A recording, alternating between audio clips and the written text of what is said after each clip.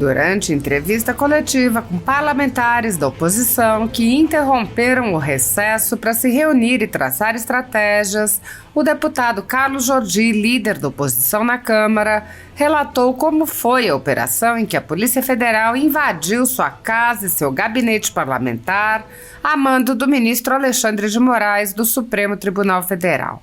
O deputado relatou a operação em sua casa, mostrando que foi uma experiência assustadora para sua família, com a invasão da casa por homens armados, sob uma justificativa pífia sem amparo em provas. Ele explicou que só compreendeu que era uma fase da Operação Lesa Pátria após a saída dos policiais federais e disse que ficou muito indignado porque nunca incitou qualquer baderna. O deputado apontou: "E eu vi um papel muito ridículo que alguns veículos de imprensa fizeram. Eu fico até me questionando quantas vezes eu fui enganado pela imprensa. Vejo veículos dizendo que ficou comprovado, que tinha mensagens que demonstram que eu sou mentor e articulador de atos antidemocráticos, do 8 de janeiro, de bloqueio de rodovias. E eu fico me perguntando: que mensagens são essas?" E aí veio a grande surpresa. Pegaram uma troca de mensagens em que o CVC me chama de meu líder. Quantos de nós aqui não são chamados de meu líder em Brasília? E aí distorcem tudo o que ele disse. Jordi prosseguiu: "Eu nunca incitei nada. Pegaram uma coisa totalmente distorcida para fazer perseguição a um líder da oposição na Câmara dos Deputados. Fizeram uma violência institucional contra a Câmara, contra a oposição, uma violência contra mim e contra a minha família. Com nada. É tão frágil aquilo ali que a imprensa deveria ter vergonha na cara e dizer que aquilo era ridículo para embasar uma busca e apreensão, um diálogo e uma foto adulterada." O deputado explicou que as supostas provas, além de serem frágeis, já haviam sido impugnadas na Justiça de primeiro grau. Ele disse: "É inacreditável o que nós estamos vivendo. Eu não tenho medo de justiça, eu tenho medo de justiçamento. E não é medo por mim, é medo por todo mundo aqui. É medo pelo que está acontecendo no Brasil. Não dá mais para viver nesse caos, nesse tensionamento institucional que está sendo provocado. Esses inquéritos têm que acabar, inquéritos inconstitucionais. Nosso sistema acusatório determina que quem tem poder de instaurar inquéritos para fazer investigações é a Polícia Judiciária, o Ministério Público, que é quem acusa também. Cabe ao judiciário o princípio da inércia, e nós estamos vendo eles fazendo todo tipo de inquérito de ofício com base num regimento interno que nem foi recepcionado na nossa Constituição." Jordi lembrou que os inquéritos inconstitucionais vêm se estendendo indefinidamente, atingindo pessoas ao bel prazer do investigador. Ele alertou que o seu caso, em que o líder da oposição se tornou alvo, mostra a tática utilizada.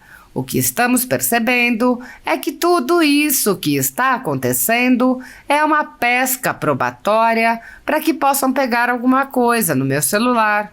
Ele disse: "Não é um deputado qualquer, é um líder da oposição. Somente em ditaduras os líderes da oposição são perseguidos. Uma pesca probatória para incriminar qualquer um de nós. E mais do que isso, para justificar o julgamento no STF de pessoas sem foro privilegiado. Pessoas comuns que deveriam ser julgadas pela Justiça Comum estão sendo investigadas pelo STF. Ele explicou que, ao incluir um deputado entre os investigados, cria-se uma suposta conexão para justificar as condenações de todas aquelas pessoas por um juízo incompetente. Ele questionou a narrativa de golpe de Estado e perguntou a quem interessa a manutenção dessa narrativa, lembrando que a todo momento se reafirma que haverá vingança e retaliação contra toda a oposição. Jordi disse: Perseguições do judiciário nós não podemos mais aguentar. Eu clamo aqui ao presidente da Câmara, ao presidente do Senado, para que possa fazer com que nosso poder volte a ser respeitado. Nossas prerrogativas estão sendo totalmente violadas.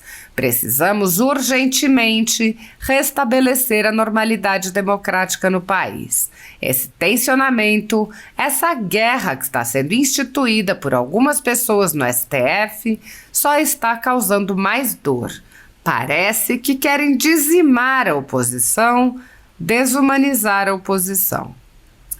O deputado afirmou: não vamos mais permitir que isso aconteça. Há que se ter logo esse diálogo. Ele pediu ao senador Rogério Marinho, líder da oposição no Senado, que estava ali presente, para falar com o presidente do Senado, Rodrigo Pacheco, e fazer um apelo pelo restabelecimento da normalidade democrática. Jordi concluiu: eu peço a Deus que possa dar fim a tudo isso que está acontecendo. Não dá mais para aceitar isso. Ao final da coletiva, o deputado lembrou que seu caso não é o primeiro de abuso contra a oposição. Ele lembrou a prisão do deputado Daniel Silveira, a cassação de Deltan Dallagnol, a operação contra o senador Marcos Duval e disse: são diversos os casos que demonstram que estamos vivendo um momento em que um poder que deveria ser o guardião da Constituição vem agindo ao arrepio da lei, vem a todo momento violando nossas prerrogativas parlamentares. Queremos que os poderes sejam equidistantes, que sejam independentes e harmônicos e que haja separação. Sem separação dos poderes, não há democracia. Apesar de alguns senadores agirem no limite de seus poderes para frear os atos autoritários de ministros das Cortes Superiores, a Casa Legislativa como um todo permanece cega, surda e muda, indiferente aos ataques à democracia, graças ao seu presidente, Rodrigo Pacheco, que engaveta todos os pedidos de impeachment de ministros de Cortes Superiores que chegam às suas mãos. Os senadores há muito tempo têm conhecimento dos inquéritos secretos conduzidos pelo ministro Alexandre de Moraes, utilizando delegados da Polícia Federal escolhidos a dedo para promover uma imensa operação de phishing expedition contra seus adversários políticos. O desrespeito ao devido processo legal e a violação ao sistema acusatório são marcas dos inquéritos políticos conduzidos pelo ministro e já foram denunciados pela ex-procuradora-geral da República, Raquel Dodge, que promoveu o arquivamento do inquérito das fake news, e também por inúmeros juristas, inclusive em livros como Inquérito do Fim do Mundo, Sereis como Deuses e Suprema Desordem, Juristocracia e Estado de Exceção no Brasil. O ministro Alexandre de Moraes já foi chamado de xerife pelo então colega Marco Aurélio Mello pelos excessos cometidos em seus inquéritos. Até na imprensa internacional as denúncias vêm se avolumando. O ministro Cássio Nunes Marques consignou em voto as violações de direitos humanos nas prisões em massa ordenadas por Moraes. Apesar das constantes denúncias, o Senado brasileiro segue inerte. Os senadores sabem sobre os jornais que foram estourados e tiveram todos os seus equipamentos apreendidos, como a Folha Política, e sabem sobre os jornalistas perseguidos, presos e exilados. Os senadores não apenas foram informados sobre a invasão de residências de cidadãos e apreensão de bens, mas também viram sem qualquer reação operações contra seus próprios membros, o senador Harold de Oliveira e o senador Marcos Duval. Os senadores sabem que muitos meios de comunicação vêm sendo censurados há muito tempo. Os senadores souberam sobre a prisão do deputado Daniel Silveira em pleno exercício do mandato por palavras em um vídeo. Os senadores sabem que o ex-deputado voltou a ser preso por supostas violações a medidas cautelares que foram impostas em um processo que tinha sido extinto pela graça presidencial. Os senadores sabem que a graça presidencial constitucional foi cancelada. Os senadores foram informados sobre a perseguição a jornalistas que são censurados e impedidos de exercerem sua profissão e têm bens e redes sociais bloqueados. Os senadores sabem que ativistas passaram 1 ano em prisão domiciliar sem sequer denúncia, obrigados a permanecer em Brasília, mesmo morando em outros estados. Os senadores sabem das violações a prerrogativas de advogados. Os senadores sabem sobre a prisão de Roberto Jefferson, presidente de um partido, e sua destituição do cargo a mando de Moraes. Os senadores sabem da censura parlamentares. Os senadores sabem que jornais, sites e canais conservadores têm sua renda confiscada há mais de 2 anos. Os senadores sabem sobre as prisões em massa sem individualização de condutas, sob acusações descabidas. Os senadores sabem sobre as multas estratosféricas e confiscos de propriedade. Os senadores sabem que crianças ficam presas com seus pais sem meios de sustento, em cautelares sem prazo para acabar. Os senadores sabem que Clériston Pereira da Cunha morreu no cárcere onde estava preso injustamente com um pedido de soltura, aguardando que o ministro se dignasse a apreciar. Os senadores sabem que outras pessoas presas injustamente só foram soltas após a morte do preso político no cárcere. Os senadores conhecem muitos outros fatos. Mesmo assim, todos os pedidos de impeachment, projetos de lei, requerimentos de CPI seguem enchendo as gavetas do senhor Rodrigo Pacheco. Há mais de 4 anos, o ministro Alexandre de Moraes conduz em segredo de justiça inquéritos políticos direcionados a seus adversários políticos. Em uma espécie de parceria com a velha imprensa, matérias, reportagens e relatórios são admitidos como prova sem questionamento, substituindo a ação do Ministério Público e substituindo os próprios fatos, e servem como base para medidas abusivas que incluem prisões políticas, buscas e apreensões, bloqueio de contas, censura de veículos de imprensa, censura de cidadãos e parlamentares, bloqueio de redes sociais, entre muitas outras medidas cautelares inventadas pelo ministro, sem qualquer chance de defesa ou acesso ao devido processo legal. O mesmo procedimento de aceitar depoimentos de testemunhas suspeitas e interessadas e tomar suas palavras como verdadeiras se repete em diversos inquéritos nas cortes superiores. A Folha Política já teve sua sede invadida e todos os seus equipamentos apreendidos a mando do ministro Alexandre de Moraes. Atualmente, a renda do jornal está sendo confiscada a mando do ministro Luiz Felipe Salomão, ex-corregedor do Tribunal Superior Eleitoral, com aplauso dos ministros Luiz Roberto Barroso, Alexandre de Moraes e Edson Fachin. Todos os rendimentos de mais de 30 meses de trabalho de jornais, sites e canais conservadores são retidos sem qualquer base legal.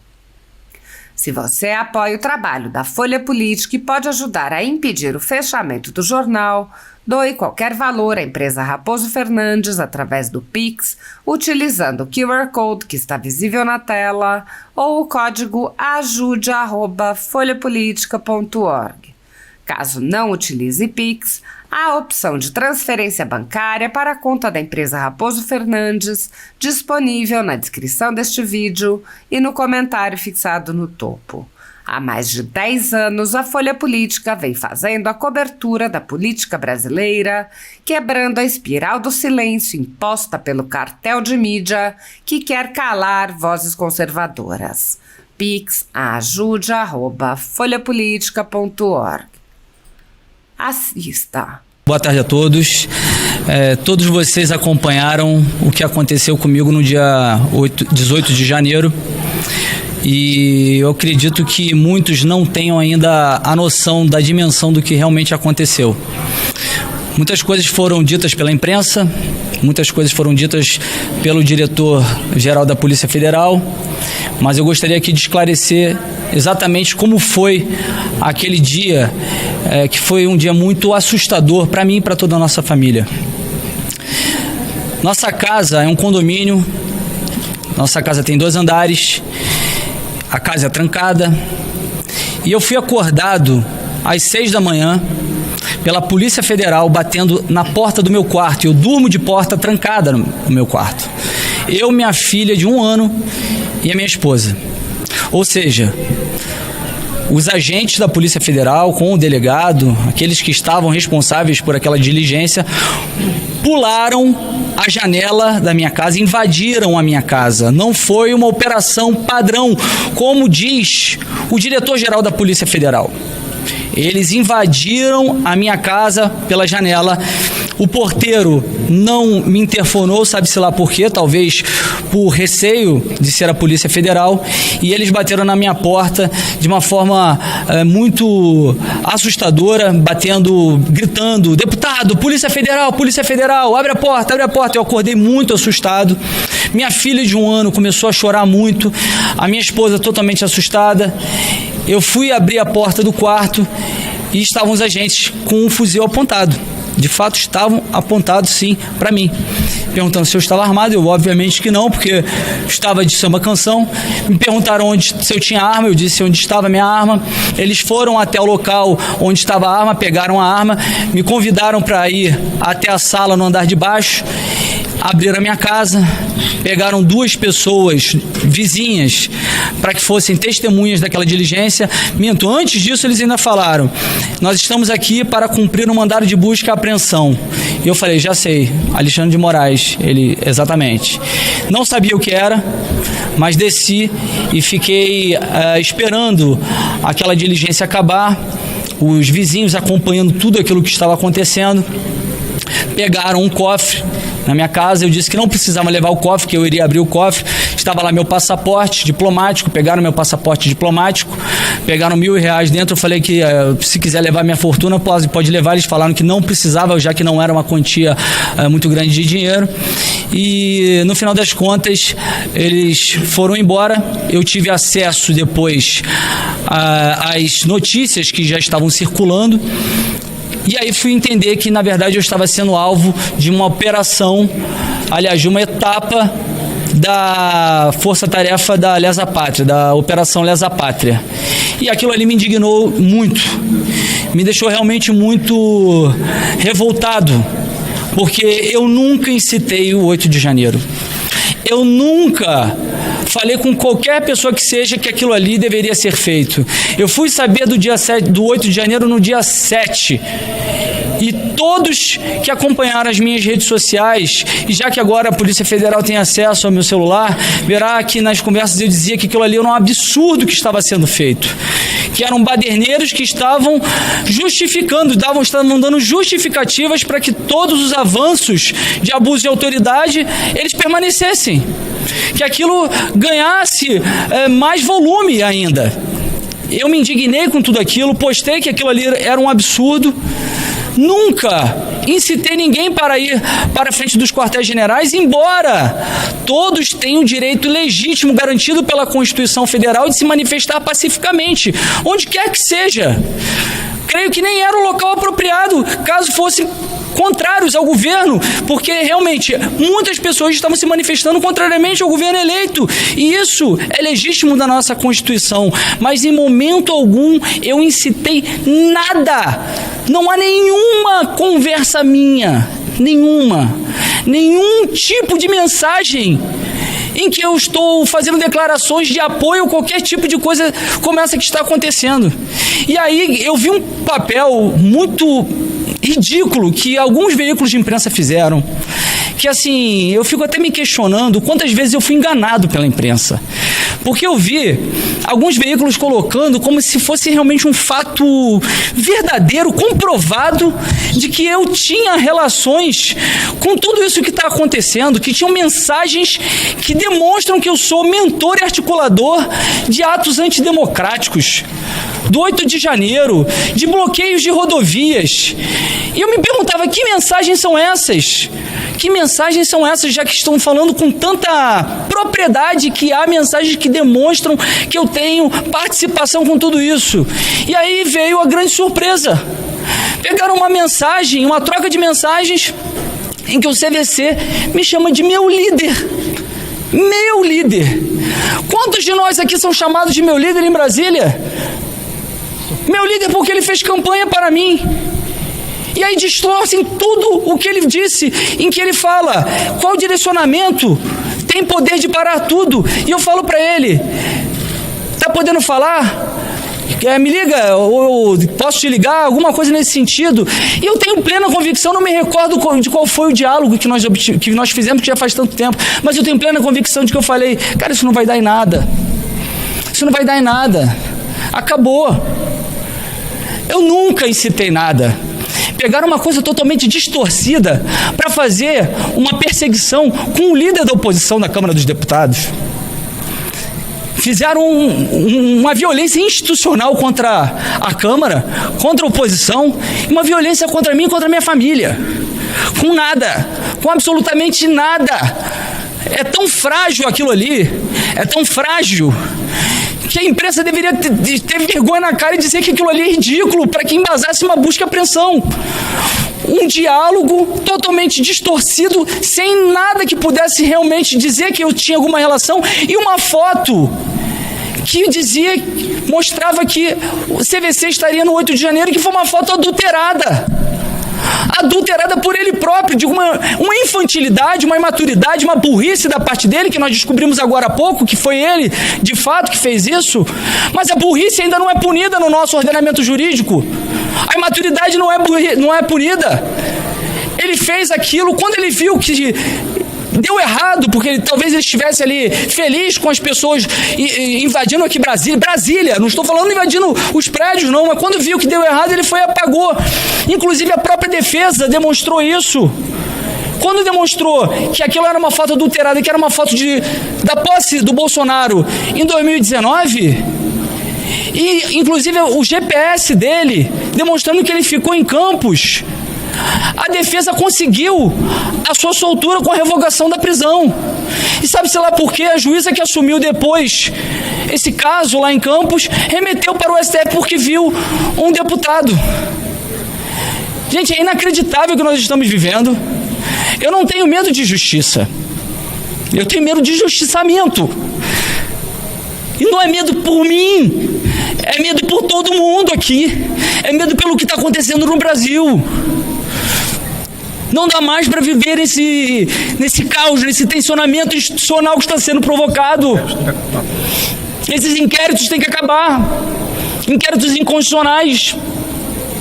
O nosso sistema acusatório determina que quem tem inquéritos para fazer investigações é a Polícia Judiciária, o Ministério Público, que é a parte que acusa também. Cabe ao judiciário o princípio da inércia, que é simplesmente julgar.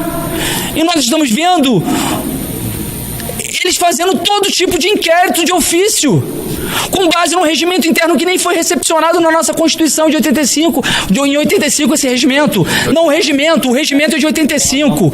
E a Constituição de 88 não recepcionou. Em que eles dizem que eles podem instaurar inquéritos caso haja ameaças, crimes contra ministros dentro do prédio do Supremo Tribunal Federal. E esses inquéritos estão se tornando ad eterno. E o mundo todo, e pega todo mundo. Olha o que nós estamos percebendo, é que tudo isso que foi acontecendo agora é uma pesca probatória, para que possa pegar alguma coisa no meu celular, já que não encontraram nada, um diálogo totalmente frágil para justificar uma busca e apreensão na casa de um deputado, e não um deputado qualquer, o líder da oposição. Somente em ditaduras os líderes da oposição são perseguidos. Uma pesca probatória para encontrar qualquer coisa, para incriminar qualquer um de nós, para incriminar, sei lá, o Bolsonaro, e mais do que isso, para justificar que pessoas que não têm foro de prerrogativa de função, já que o princípio do juiz natural está sendo totalmente violado, pessoas comuns que deveriam ser julgadas pela justiça comum, estão sendo julgados pelos ministros do STF, que deveriam julgar só as pessoas que têm foro privilegiado. Mas como agora um deputado investigado, há a conexão para investigar todos esses aí e condenar todos esses que deveriam ter sido julgados pela justiça comum. E eu não estou aqui passando a mão na cabeça de ninguém que cometeu aquela baderna no dia 8 de janeiro. Aquilo foi lamentável. Mas eles deveriam ter sido julgados, sim, por baderna. Não golpe de Estado, porque ninguém queria cometer golpe. Mas eles já foram, já estão sendo julgados. Agora, a quem interessa manter esse 8 de janeiro vivo, essa narrativa o tempo inteiro? Querendo dizer que a política de apaziguamento ela é ignóbil e querendo mostrar que vai ter vingança, que vai ter retaliação contra toda a oposição. O nosso dever de oposição é sim lutar aqui pelo que nós acreditamos contra esse governo eleito. E nós faremos isso. Mas perseguições do judiciário nós não podemos mais aguentar. Eu clamo aqui ao presidente da Câmara, ao presidente do Senado, para que possam fazer com que o nosso poder volte a ser respeitado. Nossas prerrogativas estão sendo totalmente violadas. Precisamos urgentemente restabelecer a normalidade democrática no nosso país. Esse tensionamento, essa guerra que está sendo instituída por algumas pessoas no Supremo Tribunal Federal, só está causando cada vez mais dor. Parece que querem dizimar a oposição, que querem desumanizar a oposição. Eu não sou bandido. Eu nunca incitei 8 de janeiro, eu nunca provoquei baderna, eu nunca, muito menos financiei, não tem nenhuma prova contra mim com essas coisas que estão aí querendo divulgar. A minha família foi atacada, a minha privacidade foi violada. E aí esses que estão defendendo tudo isso que está acontecendo, eu quero ver se eles gostariam de ver a sua intimidade, a sua privacidade ser violada da forma que foi a minha, e com nada, absolutamente nada. E repito aqui, não tem medo da justiça, tem da injustiça, do justiçamento. Nós vamos aqui fazer alguns direcionamentos a partir da próxima semana, mas não direcionamentos de vingança, de querer mais caos, mais tensionamento, mas que a gente possa resgatar as nossas prerrogativas parlamentares, a normalidade democrática do nosso país. Não dá mais para aguentar dessa forma, pessoal, não dá. Eu sou um parlamentar eleito pelo povo, tenho minhas prerrogativas parlamentares, assim como todos nós que estamos aqui. Eu defenderia isso de qualquer parlamentar que fosse, até se fossem parlamentares da esquerda. E o que nós estamos vendo são pessoas torcendo para que nós sejamos caçados de forma ilegal, inconstitucional. Não vamos mais permitir que isso aconteça. Há de se ter logo esse diálogo do nosso senador Rogério Marinho e os outros da oposição no Senado com o senador Rodrigo Pacheco para restabelecer essa normalidade democrática. E eu peço a Deus que possa dar fim a tudo isso que está acontecendo. Não dá mais para aceitar isso. Muito obrigado. Antes de dar o encerramento aqui da nossa coletiva, eu gostaria de destacar aqui, mais uma vez, que essa coletiva que nós estamos fazendo, todo esse movimento que nós estamos fazendo, não é por conta da figura do deputado Carlos Jordi, é por conta de um abuso que foi cometido contra a oposição, contra o parlamento, e que não foi o primeiro. Nós já vemos desde lá de trás alguns abusos, algumas invasões de competências, inclusive, que tornaram esse momento insustentável. Eu posso citar aqui, por exemplo, a prisão do deputado Daniel Silveira, que por mais que muitos não concordem, e eu sou um deles, com as coisas que ele disse e a forma que ele disse, ele estava amparado pelo artigo 53 da Constituição e o parágrafo 2º do mesmo artigo, que fala que deputados e senadores, o parágrafo 2º cita isso, após diplomados não podem ser presos salvo em flagrante de crime inafiançável. Ele não cometeu um crime inafiançável. Fizeram uma ginástica para imputar imputar esse crime inafiançável a ele e hoje ele está preso. Nós temos também o caso da deputada Carla Zambelli, também, que foi alvo de busca e apreensão no seu gabinete, em sua casa, também de forma totalmente ilegal e inconstitucional. Nós vimos também o deputado Deltan Dallagnol, em que fizeram mais uma ginástica para fazer a cassação de seu mandato. O senador Marcos Duval também, em que foi alvo de busca e apreensão. São diversos os casos que demonstram que nós estamos vivendo um momento em que um poder que deveria ser o guardião da Constituição vem agindo ao arrepio da lei, vem a todo momento violando as nossas prerrogativas parlamentares, e nós não estamos querendo aqui fazer retaliações, vinganças, qualquer tipo de agressão, que muitas vezes boa parte da imprensa diz isso, que quando nós queremos recuperar, resgatar as nossas prerrogativas parlamentares, nós estaríamos fazendo ataques ao Supremo Tribunal Federal, e não é isso que nós queremos. Nós queremos que os poderes sejam equidistantes e que os poderes sejam independentes e harmônicos, que haja separação. Sem separação dos poderes não há democracia. Muito obrigado.